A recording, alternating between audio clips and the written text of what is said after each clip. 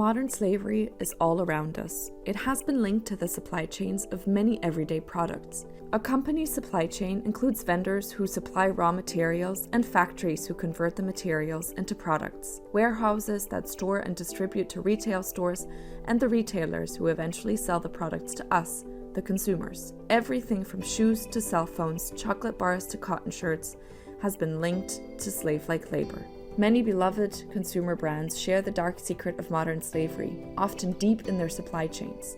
Many of the largest chocolate companies in the world source cocoa from countries where child labor and cases of forced labor have been found.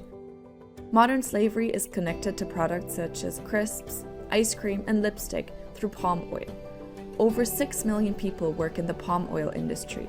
Some are promised high-paying work in another country only to find themselves forced to work to repay a debt. Others are exploited in palm oil plantations within their own country. It's in much of the clothing we wear. Cotton is in as much as 50% of all textiles and is recorded to have a high risk of people in modern slavery at every stage, from germination, harvesting, and spinning to manufacturing the clothes. Turkmenistan and Uzbekistan in Central Asia export substantial quantities of cotton.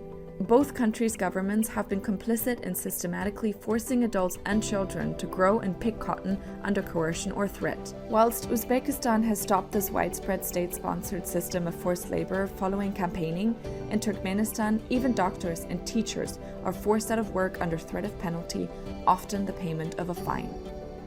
The electronic device you are using now could include components that were produced through modern slavery. A 2019 report found as many as 1 in 3 foreign workers in Malaysia's electronics sector were working under conditions of forced labor. Coltan is a mineral present in almost all electronic devices. 80% of the world's supply comes from the Democratic Republic of Congo. In some illegal mines, people are forced to work generating profit for rebel groups, and these minerals eventually find their way into the legitimate products. Profit from these minerals is spent on weapons and ammunition. This is why they are called conflict minerals. Forced labor is big business, with high profits and low rates of prosecution. However, there is hope. It would cost consumers less than 2% more per item if a business were to double the pay of a sweatshop worker at no cost to their profit. A study showed that consumers would be willing to pay up to 15% more for slavery-free clothing. In addition, many governments have taken steps to get companies to think about their responsibility to end modern slavery. Brazil has a dirty list registry of companies known to be linked to slavery.